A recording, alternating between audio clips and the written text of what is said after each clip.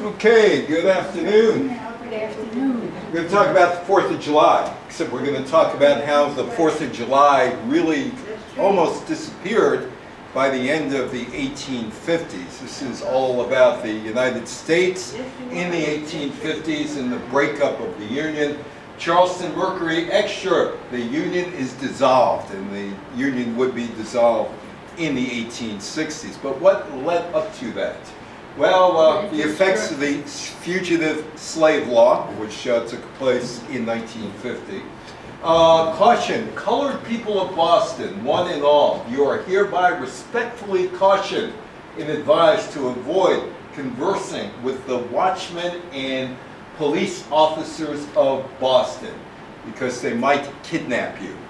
Uncle Tom's Cabin. Anybody read that? Oh, yes. Uncle Tom's Cabin. Well, that was done in Maine, written by Harriet Beecher Stowe back in the 1850s. Millard Fillmore is one of the 3 worst presidents in the United States history, leading to the breakup of the United States. Franklin Pierce, one of the 3 worst presidents in American history, leading up to the breakup of the United States. James Buchanan, one of the 3 worst presidents of the United States leading up to the United States. Are you going to give out happy pills after this? Yeah, well, it's an interesting story. This is a guy by the name of Farragut, David Farragut. He was in the War of 1812 against England. He was in the Mexican-American War in 1846-47. He was also in the American Civil War in 1861. So why did America split apart? Well, basically, it was all about the economy of the South in slavery. The economics of slavery and political control of that system was central to the conflict. Key issue was states' rights. Did the federal government have the right to end slavery? Or did the states individually, was it up to them? Southern states wanted to assert their authority over the federal government so they could abolish federal laws they didn't support, especially laws interfering with the South's right to keep slaves and take them wherever they were interested. The South wished to take slavery into the Western territories, while the North was committed to keeping them open to white labor alone. The North had an industrial economy. The South needed slave labor to keep its local economy going. And this conflict probably goes back to 1820. Remember the Maine? Well, that was another war. But the Maine-Missouri Compromise. Maine comes in as a free state, Missouri comes in as a slave state. And that's what they wanted to do, to match one against the other, one against the other, one against the other. James K. Polk, and I've done a talk about Polk here in the past, could have been a great president, but he wasn't. He got Texas, he got New Mexico, he got California, Nevada, Colorado, Wyoming, Washington State, Oregon, Idaho, Montana, all part of the United States because of what he did in office.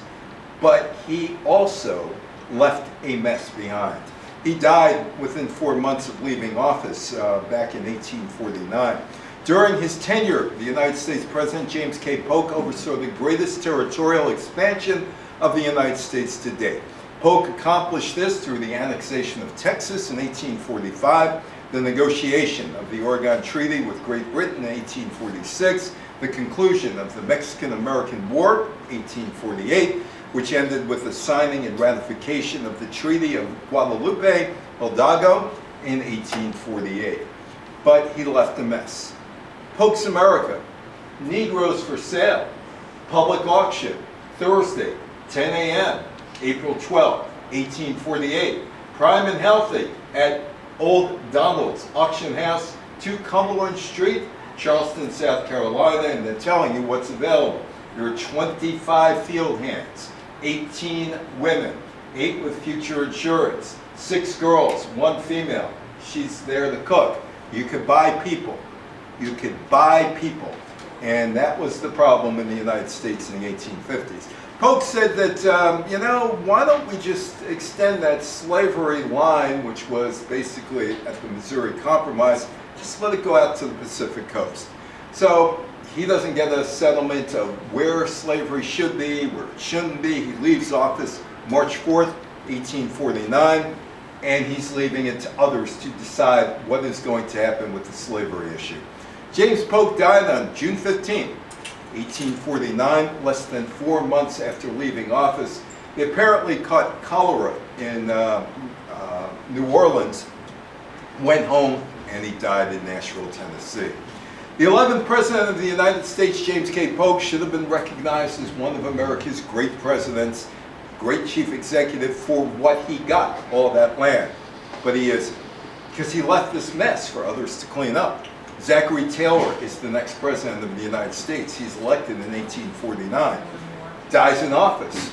And then the next 3 presidents, Fillmore, Pierce, and Buchanan, did little to prevent the United States from tearing apart. As I said, Fillmore, Pierce, and Buchanan are among the worst people ever to be President of the United States.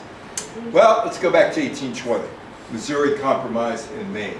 The seeds of the Civil War probably started in 1820. Missouri Compromise of 1820 resulted in Maine being admitted to the Union as a free state and Missouri being admitted as a slave state.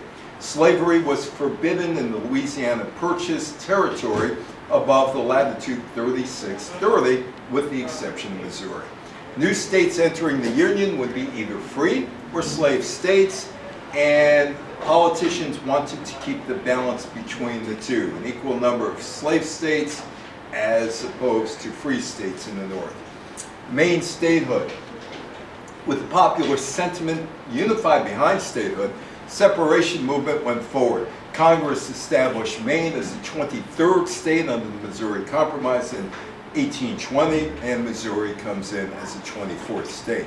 And Maine is an anti-slavery state. This is Portland, Oregon, and it's called Portland, Maine, and this is called the Portland Freedom Trail. And there were people, white people in Portland, that would take runaway slaves, hide them. Sometimes they stayed in Maine, sometimes they went up to Nova Scotia, the Underground Railroad. Maine's an anti-slavery state and had a strong anti-slavery tradition. The anti-slavery efforts began in 1833 with the formation of the first Maine Anti-Slavery Society. And again, this is where a runaway slave could get clothes at the second-hand clothing store of Lloyd Scott, 44 Exchange Street. Scott became the vice president of the Portland Union Anti-Slavery Society in 1842. Knowing that they are going to go north, where it's cold in the winter, he got the runaway slaves clothes so they could make their way up into what was then British North America. Maine played an important role in one of the most important movements for African Americans seeking freedom from slavery. It was called the Underground Railroad. From Portland to Brunswick to Topsham to Brewer to Fort Kent, sympathetic whites and freed blacks created some 75 safe houses along the way. They risked their own lives to provide a hiding place in homes or businesses for escaping slaves, many of them looking to get to, in those days, British North America, which would eventually become Canada.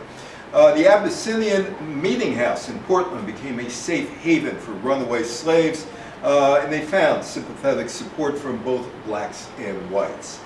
Well, Zachary Taylor is the president, and he is a slave owner, but he doesn't want to see new states form becoming slave states, which is kind of ironic given that the fact that he did own slaves. He was a Southerner, slaveholder, but he was convinced, and he should convince Congress, that they should never permit a state made from the Mexican cession, which was Texas and New Mexico and Arizona and California and Nevada, to enter our union with the features of slavery connected with it. The discovery of significant deposits of gold at Sutter's Mill in California triggered a massive gold rush. There was a lot of people rushed into California. California was never really a territory. It comes in as a free state, and that upsets the balance between free states and slave states. Henry Clay ran for president in 1844, also ran for president in 1832, and he's looking for a solution. And he has these points that he wants Congress to talk about, and maybe Zachary Taylor would agree with him. The Missouri Senator Henry Clay addressed the problem in 1850, and he has suggestions. California, they come in as a free state. No restriction on slavery in New Mexico or Utah. Texas relinquished its claim to land in New Mexico in exchange for federal assumption of Texas' unpaid debts. Congress enact a strict and enforceable Fugitive Slave Act. Slave trade. You can keep slavery in Washington, D.C., but you can't trade slaves in Washington, D.C. Well, he dies, and the next guy up is Millard Fillmore, 13th President of the United States. Taylor, Zachary Taylor. Well, he dies, and the compromise is signed by Millard Fillmore. California comes in as a free state. New Mexico and Utah, the state legislatures could settle the question of slavery in those areas. And there is also the Fugitive Slave Act. Federal government can go after runaway slaves and with the federal army or police return them to the slave holders. When was that? That was 1850. Abolish the slave trade in the District of Columbia. Give Texas $10 million, $400 million in today's money, to abandon its claims to territory in New Mexico east of the Rio Grande. The compromise created this illusion that the territorial issue had been resolved once and for all. It wasn't, because of this. Fillmore signs the Fugitive Slave Act into law, and basically every citizen becomes a cop now. If you see a runaway slave, you could go after the runaway slave, maybe return the guy to, or the woman, to their slave holders or their masters and get paid for it. And get paid for returning them. It's September 18th, 1850, and Fillmore signs the Fugitive Slave Act into law, which enacted strict provisions for returning runaway slaves to their owners. It was part of the Compromise of 1850, and it was supposed to ease the conflict between the North and the South. But you got the inclusion of the Federal Slave or the Fugitive Slave Act, and that makes it nearly impossible. Southerners and their allies in Congress designed the Fugitive Slave Law to end Northern interference in the capture and return of fugitive slaves, which means people in Maine are putting their lives at risk by putting up a fugitive slave and then sending him elsewhere. Fugitive Slave Act of 1850 required that slaves be returned to their owners, even in a free state. Somebody catches somebody in Pennsylvania, well, return them. The act also made the federal government responsible for finding, returning, and trying escaped slaves. So this wasn't an individual thing that was done, In terms of, returning the slaves. well, if you wanted to, you could return them. If you wanted. If you wanted to hide them, you could hide them too. But if they found out that you were going to hide them, you were in big trouble as a slave was. That's what it was. Read and ponder the Fugitive Slave Act, which disregards all the ordinary securities of personal liberty, which tramples on the Constitution by its denial of the sacred rights trial by jury. Well, this becomes a bigger and bigger problem day by day. Fillmore personally opposed slavery, but signed the Fugitive Slave Law for two reasons. He thought the South would secede if the demands, including a fugitive slave law, were not met. And he also thought the compromise could unite the Whig Party behind one national platform. What was the Whig The Whig Party is, out of the remnants of the Whig Party came the Republicans. The Whig Party fell apart. The effects of this Fugitive Slave Act, and there's somebody being captured in that cartoon. Fugitive slave law made the hunting down of escaped slaves, even in free states, fully legal. To the abolitionists, this represented a huge blow to their efforts. Not only had the federal government endorsed slavery, but it was also committed to preserving the institution of slavery indefinitely. Millard Fillmore, no regrets. Absolutely no regrets signing this into law. In December of 1851, he said, it is deeply to be regretted that in several instances of officers of the government in attempting to execute the law for the rendition of fugitives from labor have openly resisted. Prosecutions have been instituted against the alleged offenders so far as they could be identified and still pending. I have regarded it my duty in these cases to give all legally aid in my power to the enforcement of the law. Which law was this? This is the Fugitive Slave Act. And Fillmore said, hey, somebody is caught, police officers caught, too bad, too bad, too bad. You know what? They're slaves. They should be back where they were. $50 reward, a lot of money in those days. Runaway slave from the subscriber, Tuesday morning, 26th. My Negro boy calling himself 7 Black. The said Negro is about 5 foot 6 inches in height, chestnut color, has a scar on his upper lip. Down east, countenance, when spoken to, blinked-eyed, showing a great deal of white, long, bushy hair. Is about 20 years old. Had on, when he left, blue jacket, plantoons, grayish color, blue striped shirt, a black slouch hat, shoes nearly worn out. So they're giving the description of the guy. And, you know, you find him, I'll give you $50 for him. When Fillmore's support for the Compromise of 1850 helped stall the Southern secessionist movement, his efforts to unite the Whigs behind the Compromise failed, in large part because of the Fugitive Slave Law. Anti-slavery Whigs, who thought the law was unjust, refused to support Fillmore for president in 1852. The Fugitive Slave Act, moreover, only deepened existing and eventual fatal divides within the Whig Party over slavery.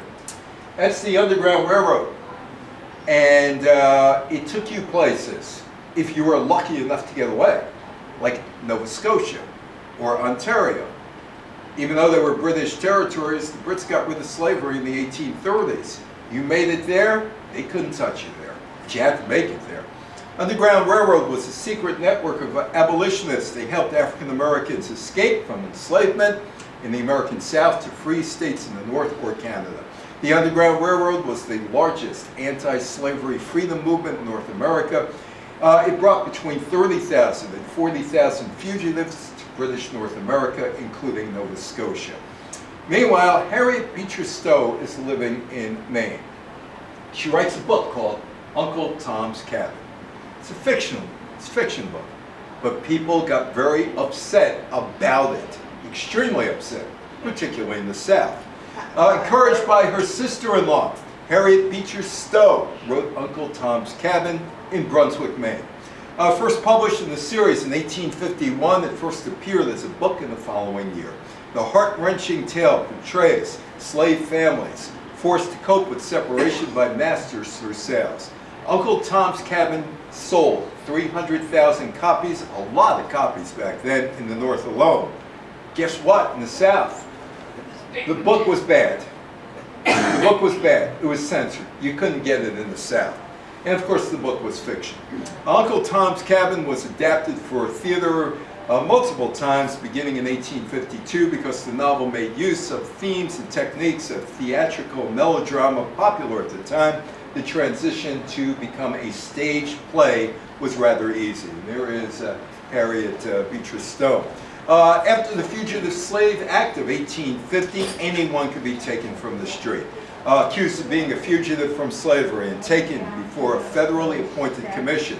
The commissioner received $5 by ruling the suspected fugitive person was free, and $10 for ruling that he was property of an enslaver. The law clearly favored people returning to slavery. Free black and anti-slavery groups argued that the new law bribed commissioners to unjustly enslave kidnapped people.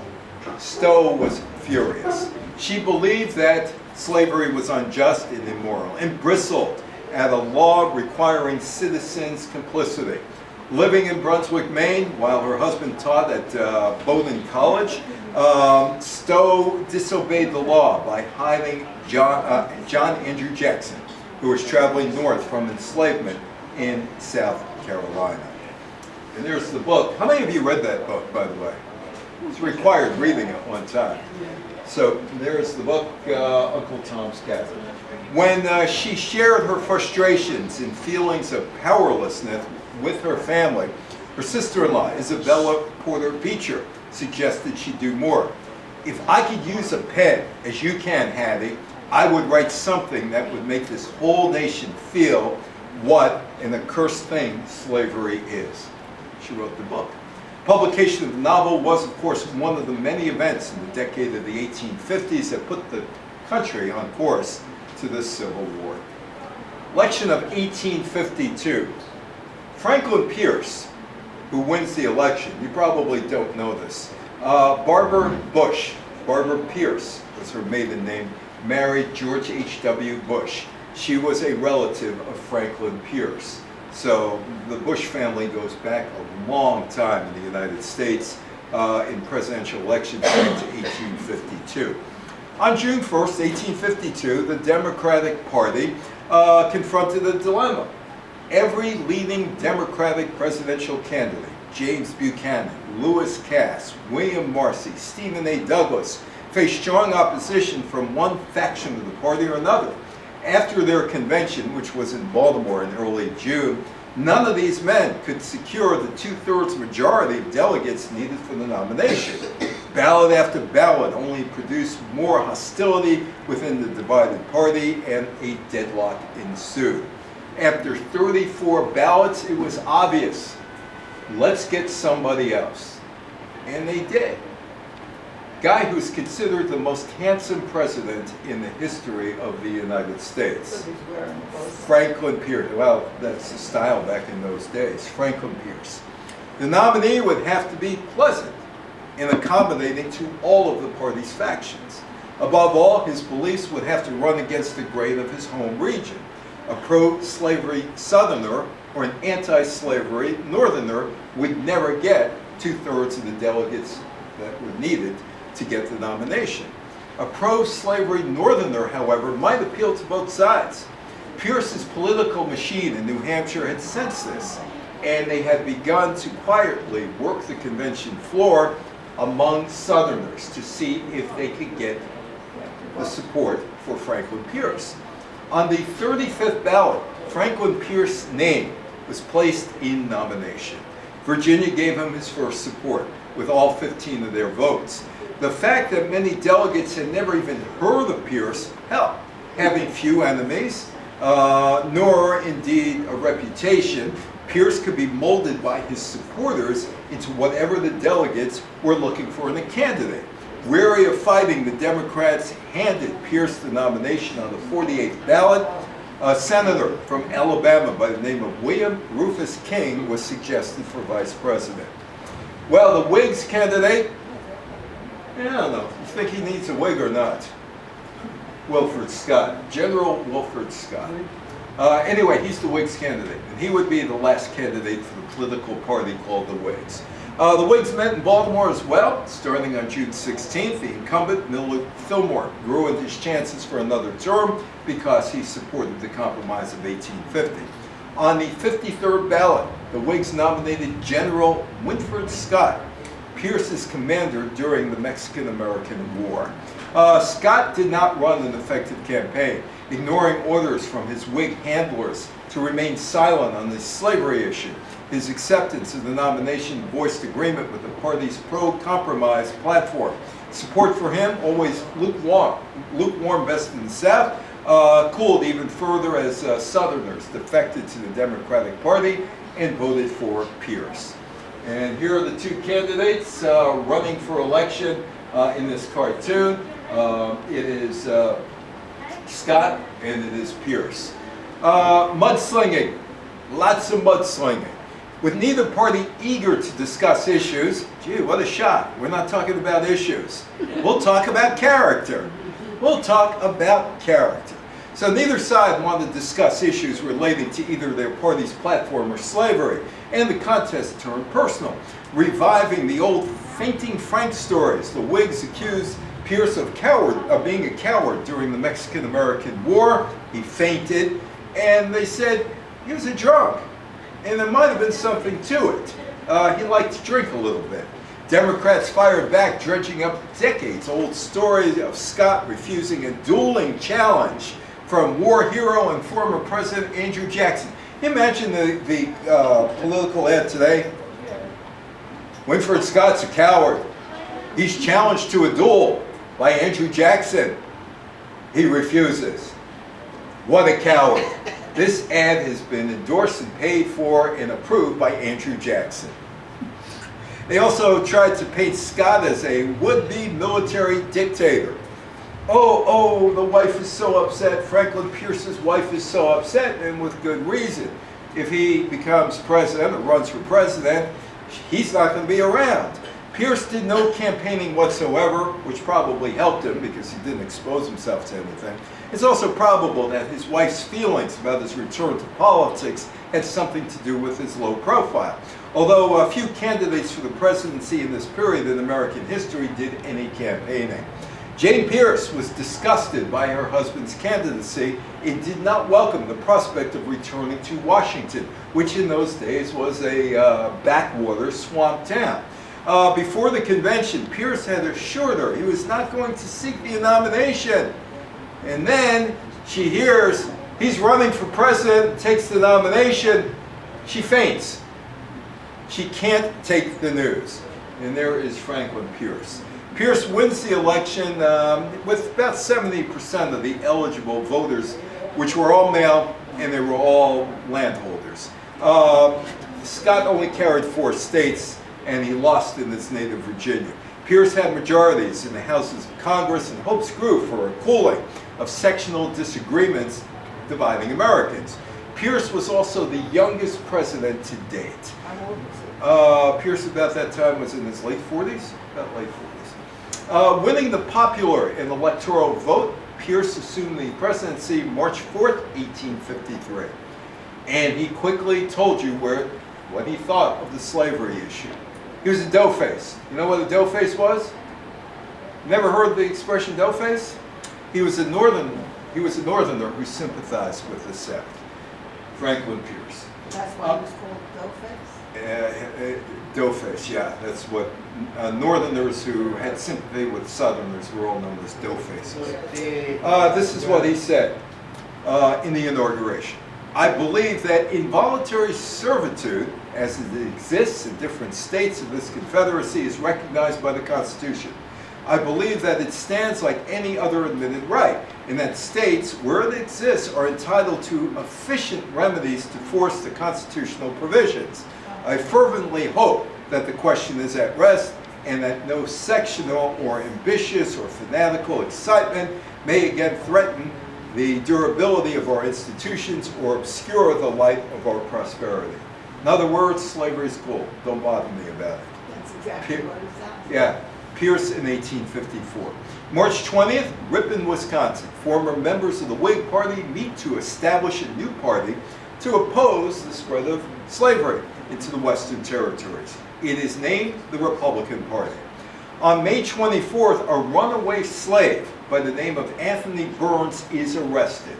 On May 30th, President Franklin Pierce signed the Kansas-Nebraska Act, which was designed to solve the issue of expanding slavery into the territories. In October, the Pierce administration is considering the annexation of Cuba. Why Cuba? Well, it had a slave mentality, and they could come in as a slave state. The United States could have had a slave state in Cuba. Well, that's where the new party, the birthplace of the Republican Party, that's a museum now in Wisconsin. With the induction or the introduction of the Kansas-Nebraska Act, and that called for the dissolving of the terms of the Missouri Compromise of 1820 and allowed slave or free status to be decided in the territories by popular sovereignty, the Whigs disintegrated. By February 1854, anti-slavery Whigs began meeting in the upper Midwestern states to discuss the formation of a new party. One such meeting, Wisconsin, March 20, 1854, considering the founding meeting of the Republican Party. The Republicans would get a lot of support in the North.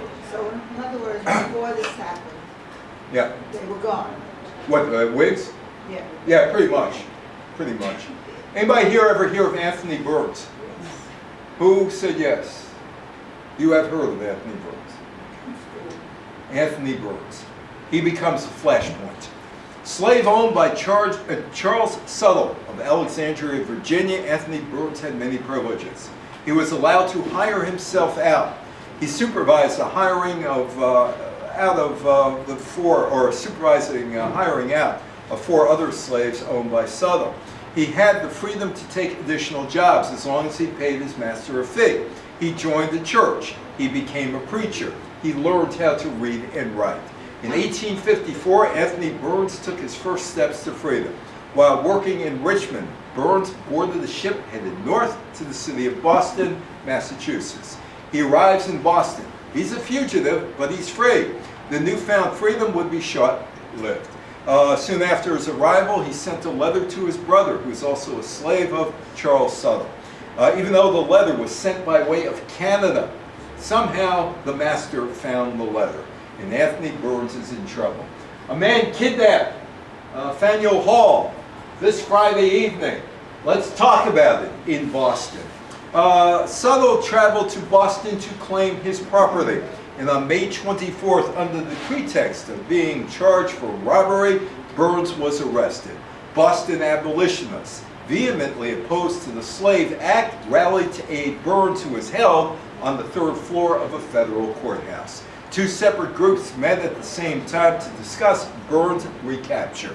A large group consisting mainly of white abolitionists met at Faneuil Hall. A smaller group, mostly blacks, met in the basement of Tremont Temple. And here is the effort to free Anthony Burns. At the meeting at the Tremont Temple, that was quickly over. Those present decided to march to the courthouse and release Burns using force if necessary. The meeting at Faneuil Hall lasted much longer. The group there debated the course of action. When the intentions of the Tremont Temple gathering were announced, however, the meeting abruptly ended. About 200 citizens left Faneuil Hall and headed to the courthouse.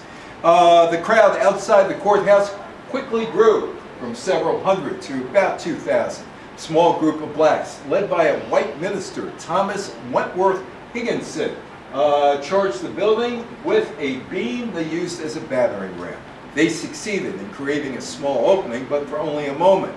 Shot was fired.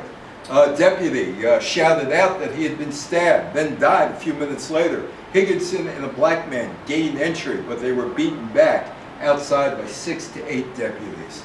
The arrest of Anthony Burns. Determined to see the Fugitive Slave Act enforced, President Franklin Pierce ordered Marines and artillery to assist the guards watching over Burns. Pierce also ordered a federal ship to return Burns to Virginia after the trial. Burns was convicted of being a fugitive slave on June 2nd, 1854. Same day, estimated 50,000 people lined the streets of Boston watching Anthony Burns walk in shackles toward the waterfront in a waiting ship. Black church, yes? Just a point of detail. In Boston, we call it Tremont Street, not Tremont, not okay. Tremont. Well, I'm from New York. Hey, you gotta Bronx. talk Boston, pronounce it. Yeah, Tremont Avenue in the Bronx. Tremont, says Tremont. In No, I Boston, know. it's Tremont. Okay, well, it's, so you can park the car on Tremont. Black Church raised about $1,300, $48,000 today to purchase Burns' freedom. In less than a year, Anthony Burns was back in Boston. He went on to become something of a celebrity. He spoke about his capture, his rendition to huge crowds in New York and Boston. P.T. Barnum, think of this, P.T. Barnum offered to pay him $100, about $3,700 today per week, to be a featured attraction in his museum, but Burns declined the offer. He said he didn't want to be shown like a monkey, which is basically what Barnum wanted to do. In response to what the Pierce administration saw as an open rebellion in Boston, the Attorney General, Caleb Cushing, issued what became known as the Cushing Doctrine. New policy allowed any U.S. Marshal in the country to enlist the aid of federal troops to help enforce federal law. The federal law in question, well, Fugitive Slave Act of 1850. Free State Convention, Big Springs, Wednesday, September 5th, 1855. All persons in favor of a union of effort and permanent organization of a free state in Kansas Territory, come, let's talk about that. The passage of the Kansas-Nebraska Act. When the United States expanded westward, and there was a rapid expansion of westward land, Congress had begun to debate a bill which would organize the former Louisiana Purchase lands, then known as the Nebraska Territory. To get Southern votes for the bill, Senator Stephen Douglas of Illinois proposed an amendment that effectively repealed the Missouri Compromise, which had outlawed the extension of slavery north of 3630, Mississippi's southern border, except in Missouri itself. Bleeding Kansas. Kansas becomes a flashpoint.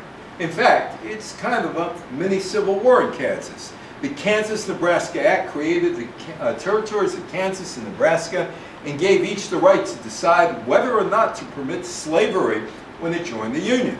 Initially designed to pave the way for a new transcontinental railroad, Douglas had hoped the initiative would ease tensions by allowing the South to expand slavery to the new territories while giving the North the right to abolish slavery in its region. And this would create something akin to a mini civil war. This is called the Ostend Manifesto, and it's all about Cuba. Although the Compromise of 1850 temporarily suppressed tension over the expansion of slavery, political conflict resurfaced when the Secretary of State, William Marcy, drafted a proposal to purchase Cuba from Spain or take it by force if Spain refused to sell. Cuba's annexation had long been the goal of the U.S. slave-holding expansionists. How did this happen that way, that Cuba became? Well, it was a slave territory anyway, so the Southerners said, let's just claim it. We'll take it, you know. Manifest destiny. You know what? You're going to stop us? Try. The Ostend Manifesto came into light on October 18.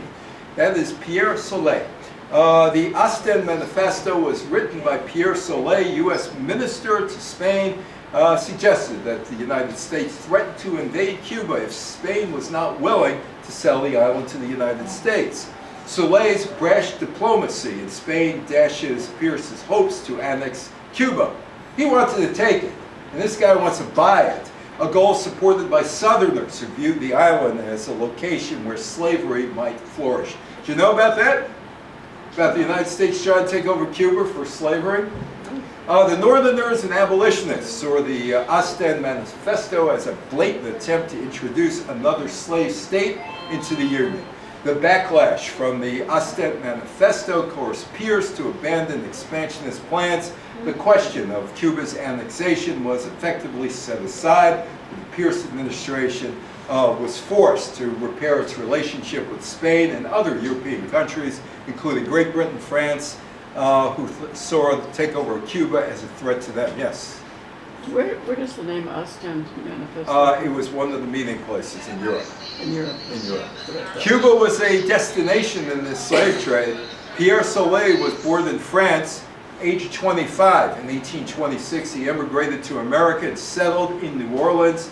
He was a slave holder. Bleeding Kansas. It looks like Charlton Heston, doesn't it, in the Ten Commandments?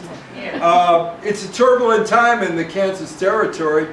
In Kansas, people on all sides of the controversial issue flooded the territory trying to influence the vote in their favor. Rival territorial governments, election fraud, squabbles over land claims all contributed to the violence. Three distinct political groups occupied Kansas: pro-slavery, free staters, abolitionists. And free staters and abolitionists had a lot more in common. The first sack of Lawrence occurred on May 21st, 1856.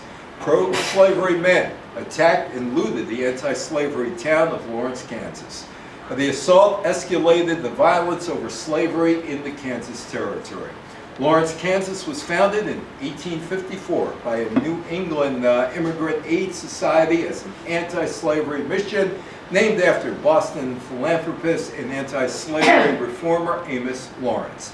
Established on the heels of the 1854 Kansas-Nebraska Act, Lawrence developed during a period of increasing tension in the Kansas Territory between the newly arriving East abolitionists and the pro-slavery Southerners, particularly bordering or the border in Missouri.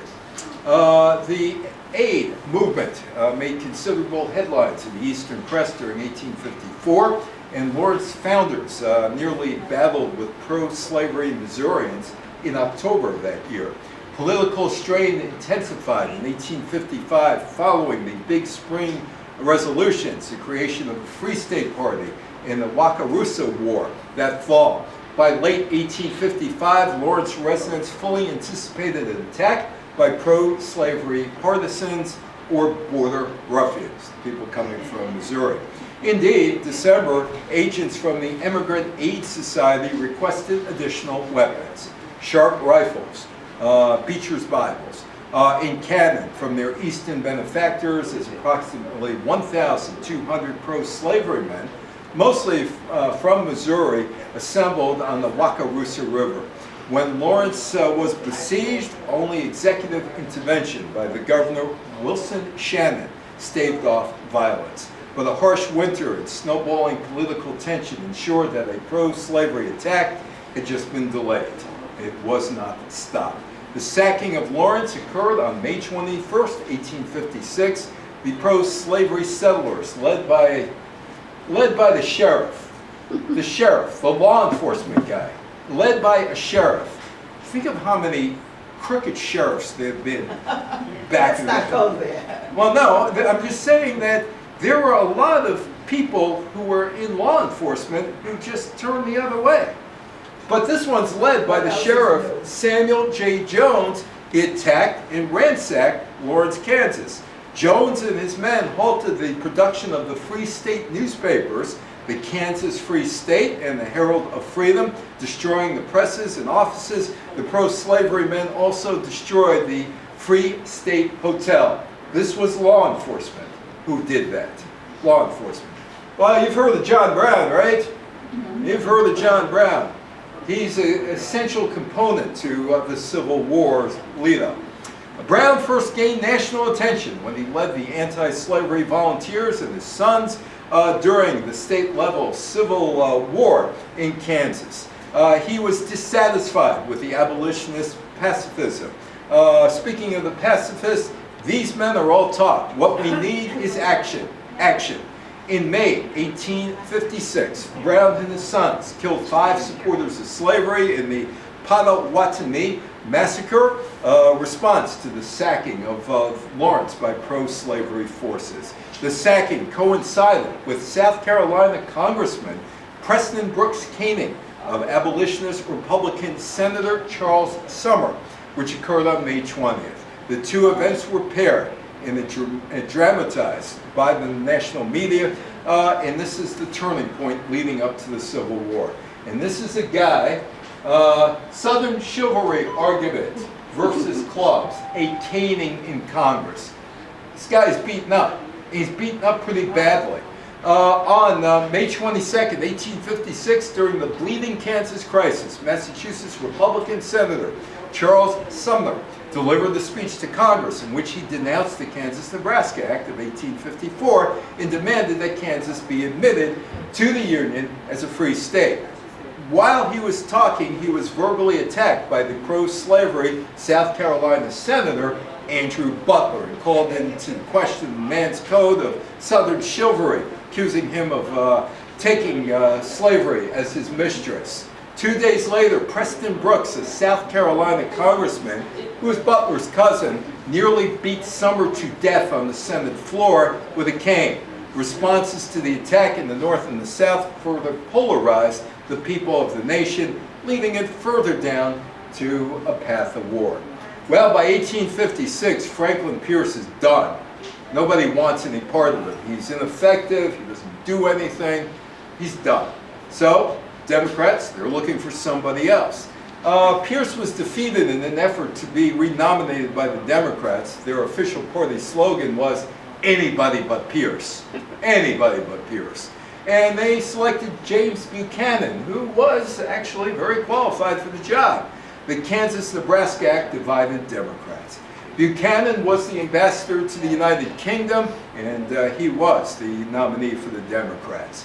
The Republican candidate was John C. Fremont, and he condemned the Kansas-Nebraska Act, the slave power, and expansion of slavery. The Democrat, James Buchanan, warned the Republicans were extremists whose victory would lead to civil war.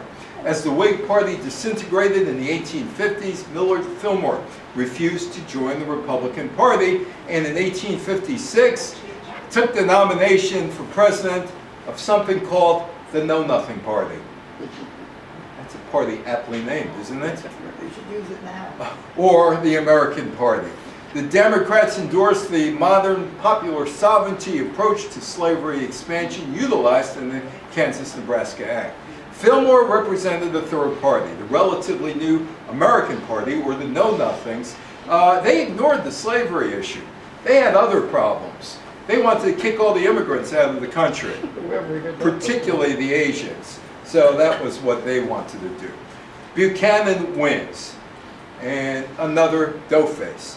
On November 6, 1856, the Democrat James Buchanan defeated the Republican John C. Fremont. He had 174 electoral votes. Fremont won 14. Whig and former President Millard Fillmore, the Know Nothing ticket, they got 8 electoral votes. There were people who voted for Know Nothings. The President-elect Buchanan thought the slavery crisis would disappear if he maintained sectional balance in his appointments and could persuade the people to accept constitutional law as the Supreme Court interpreted it. Just before March 4th, 1857, the court was considering the legality of restricting slavery in the territories. And this is actually a picture of James Buchanan being inaugurated back in 1857. Buchanan referred to the territorial question of slavery spreading into the West and made it clear he was in favor of the Kansas-Nebraska Act. He did not speak on the rampant voter fraud that was occurring between the Northerners and Southerners who went to Kansas to sway the vote in their favor. He didn't speak about the violence that was occurring in the streets as a result of tense feelings between both regions of the country. He was also a doughface. Now this guy, I don't know how many of you know who this guy is, but his name is Roger Brooke Taney. And he is the Chief Justice of the United States in 1857. And he makes a ruling that is still, well, to me, it's head shaking. He thought that Dred Scott was property and not a person. Well, then again, when America started, African Americans were only 3/5 human beings. On March 6, 1857, 2 days after Buchanan was inaugurated as president, in the case of Dred Scott versus John Sanford, United States Supreme Court Chief Justice Roger B. Taney ruled that African Americans were not and could not be citizens. That's what he ruled. Supreme Court, Dred Scott decision. Taney wrote that the founders' words in the Declaration of Independence that all men were created equal was never intended to apply to blacks. He wasn't there when they put this thing together in 1774, 1775, which is why when I hear about their constitutional experts, how are they constitutional experts? Were they there back in the 1870s, 1880s? No. You can interpret it, but you don't know. You don't know who was drunk writing that sentence, or what was the mindset of somebody writing that sentence. You don't know. But I like how all these people can interpret the Constitution like Taney. As they want. Yeah, as they wanted. Blacks could not vote, travel, or even fall in love and marry of their own free will. Rights granted according to the Declaration by God. By God. He quoted God. He quoted God. He said, God intended it this way, so it must be that way. Roger Taney. The High Court's decision went even further, declaring wars that restricted slavery in the new states or sought to keep a balance between free and slave states, such as the Missouri Compromise, were unconstitutional. In essence, black Americans, regardless of where they lived, were believed to be nothing more than commodities, a piece of property. That's all they were. They were human beings. But to Roger Taney, it was just a piece of property. The Taney Court was dominated by pro-slavery judges from the South. Of the 9, 7 judges were appointed by pro-slavery presidents. Of course, when you look at who all were the presidents of the United States, Fillmore didn't own any slaves, nor did Pierce. Prior to that, the only people who didn't own slaves were John Adams and John Quincy Adams. Everybody else owned slaves. 5 of them came from slave-holding families. The decision viewed by many as a victory for Southern slaveocracy and a symbol of power the South had over the highest court. This guy emerges. You ever hear of him, Abe Lincoln? Faintly. Ever hear of him? No. All of a sudden he emerged. You know, he was once a pro wrestler. In his early days, he was a pro wrestler. Really? Really? He's a pro wrestler. Wrestled under a mask, but he was a wrestler. You know the story, some woman, Some woman said, you're called him two-faced. Two-Face, And he said, if I was two-faced, why would I wear this said, face? if I had another face, why would I wear Yeah. this one? Many Republicans, including Abraham Lincoln, who was rapidly becoming the leading Republican in Illinois, regarded the decision as a part of a plot to expand and eventually impose the legislation of slavery throughout all of the states. Some Southern extremists wanted all states to recognize slavery as a constitutional right. Well, if it was going to be, those guys back in 1778 or whenever, they would have put, well, the Constitution came in 1887. So they would have put it in. They would have put it in. They decided that they couldn't even go that far. Lincoln rejected the court's majority opinion that the right of property in a slave is distinctly and expressly affirmed in the Constitution, pointing out that the Constitution did not even refer to slaves as property, in fact, explicitly calling them persons. The Dred Scott decision, the opinion of Chief Justice Roger B. Taney, and there is the decision. By the time the U.S. Supreme Court handed down the Dred Scott decision, Irene Blow, whose family owned Dred Scott, married her second husband, a guy by the name of Calvin Chaffee, a U.S. congressman and abolitionist. Upset upon learning his wife still owned the most infamous slave of the time, he sold Scott and his family to Taylor Blow, the son of Peter Blow. Scott's original owner, Taylor, freed Scott and his family on May 26, 1857. Scott found work as a porter at a St. Louis hotel. He didn't really live very long as a free man. At about the age of 59, nobody seems to know exactly how old he was. He died of tuberculosis September 17, 1858. The Dred Scott decision outraged abolitionists who saw the Supreme Court's ruling as a way to stop the debate about slavery in the territories. The divide gets even bigger. This is the Lecompton Constitution. Lecompton Constitution was a document written in 1857 by Southern pro-slavery advocates of Kansas. It contained clauses protecting slave holding and bills of rights, excluding free blacks, and added to the infractions leading up to the Civil War. Though it was rejected in a territorial election January 1858, Buchanan subsequently recommended statehood for Kansas under its provisions. Congress said no. Compromise was offered, called for resubmission of the Constitution to the territory's voters. Kansas again rejected it the following August, and it would enter the United States as a free state, January 29th, 1861. Harper's Ferry. John Brown's back, and John Brown is trying to lead something, maybe an insurrection. He's trying to lead something. On the evening of October 16, 1859, John Brown, a staunch abolitionist, and a group of his supporters left their farmhouse hideout en route to Harper's Ferry, Virginia. Descending upon the town in the early hours of October 17th, Brown and his men captured prominent citizens and seized the federal armory and arsenal. Brown had hoped the local slave population would join the raid, and though the raid's success, weapons would be supplied to slaves and freedom fighters throughout the country. That never happened. and that is Harper's Ferry and John Brown.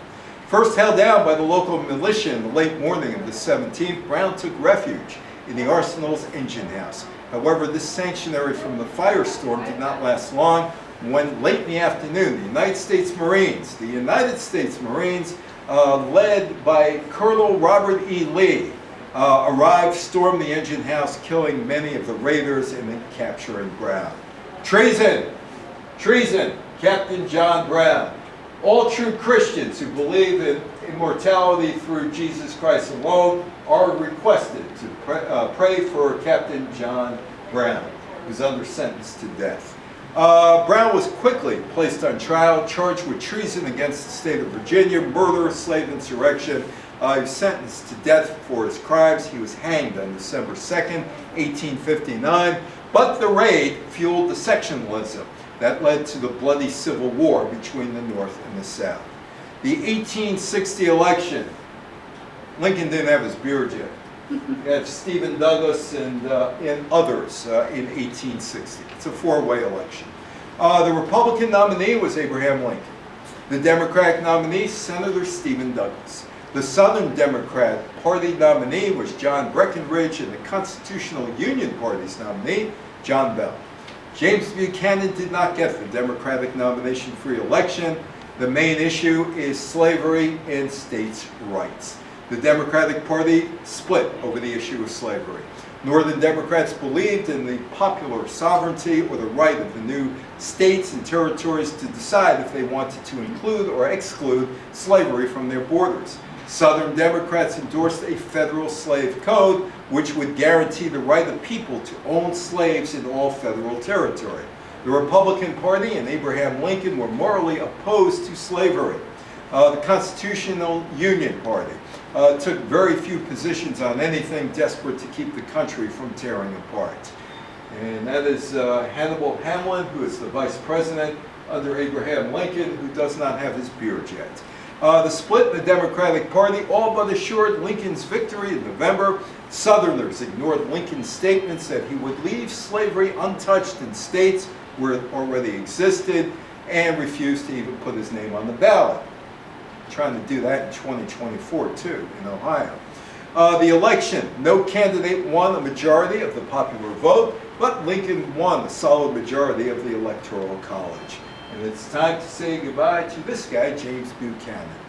When Abraham Lincoln was elected president in November of 1860, slave-owning states led by South Carolina made clear their intentions to secede from the Union rather than make concessions with the incoming Republican administration. President James Buchanan, a lame duck with a cabinet filled with Southerners, chose to blame Lincoln and the Northern abolitionists for the division over slavery rather than taking a hard line against Southern secession. After South Carolina and 6 other states formally seceded, December of 1860, January of 1861, Buchanan was in a tough spot. He knew the secession was illegal, but he also believed the Constitution barred him from sending federal troops, soldiers, to quash the rebellion. When South Carolina troops surrounded Fort Sumter in Charleston Harbor, Buchanan sent an unarmed vessel, the Star of the West, to provide reinforcements for the U.S. Army. But when the Star of the West was fired upon and blocked from entering the harbor, Buchanan folded. And that was that. On December 20th, 1860, South Carolina declared the secession from the United States of America. Other states soon followed: Mississippi, January 9th, Florida, January 10th, Alabama, January 11th, Georgia, January 19th, Louisiana, January 26th, Texas, February 1st, 1861. They're all gone. All those states are gone. Jefferson Davis becomes the president of the Confederacy. On February 4th, 1861, the 7 states that had seceded by this point convened and created the Confederate States of America under the leadership of Jefferson Davis. President Franklin Pierce had made Jefferson Davis his Secretary of War in 1853. Davis enlarged the Army, strengthened coastal defenses, directed 3 surveys for railroads to the Pacific. Now Davis is the enemy. Buchanan did nothing to stop the states from leaving. Lincoln is inaugurated. It's March 4th, 1861. The United States is fractured. Ironically, the presidential oath of office for Abraham Lincoln was delivered by Roger B. Taney, the Chief Justice of the United States, the judge who wrote the Dred Scott decision saying that Dred Scott was not a human being, but he was a piece of property. It's on to the war. David Farragut, this is from Hastings on the Hudson. David Farragut is called back into action. At 4:30, April 12th, 1861, Confederate troops fired on Fort Sumter, South Carolina's Charleston Harbor. Less than 34 hours, Union forces surrendered. Traditionally, this event has been used to mark the beginning of the Civil War. The July 4th of 1861 was not a happy occasion. Any questions, any comments? Your turn. Yes? Is there anything to the truth that there was also a large economic reason? Well, the economic reason is keeping slavery. Why pay for somebody when you have to get cotton out of your Something fields? about cotton. Cotton, yeah. And England Yeah, they're trading with England, you know. In the Civil War, the Confederates sent their ships up to Halifax because that was the closest port that they had and shipped it off to England. So there was economics involved. The Southerners did not want to change their economic there system. seems to be always some economic reason for war. Always about the Always. economy. Of It's course. always about And economics. it never Always. goes away. Never goes away. Never will. You don't know that. Yes. The English started the slave trade, you know, with 1619, yeah. going to Africa Yeah. and getting the slaves and bringing them back. Yeah. The triangle, they called it, right? Some kind Yeah. of triangle. Well, some went to Barbados and Yeah. went to the Caribbean. No, but I remember. Sugar. Yeah, Sugar. sugar. They wanted the sugar trade. Yeah. Sugar made a lot of people very rich. Very And, rich. Fact. Yet they disbanded slavery way before we, Not too, about 30 years before. 30 years before. Not too. And they, now didn't it hurt their economy? I'm sure it did. I'm sure it did. In fact, they tried, well, yeah, I mean, they had some other problems deeper than slavery. They had rebellion in Quebec and Nova Scotia and all those other places that they were trying to administer. So, Wasn't happy. wasn't happy with the talk? No, it wasn't a happy situation. No, it wasn't. It wasn't. But, you know, people are going to celebrate the 4th of July. And nobody's going to talk about this. Yes, And they will. should. And they should. They I mean, will. they're not going to talk about Dred Scott. No, I don't think so. They're not talking about Dred Scott. So, anyway, so we'll see you next month. So If we don't have a rebellion or something. well, we're not going to have a rebellion next month. Although, well, yeah, next month. Well, we may talk about the. I don't know what date on here, but if it's close enough to the lunar landing, we'll talk about the lunar landing and how it was almost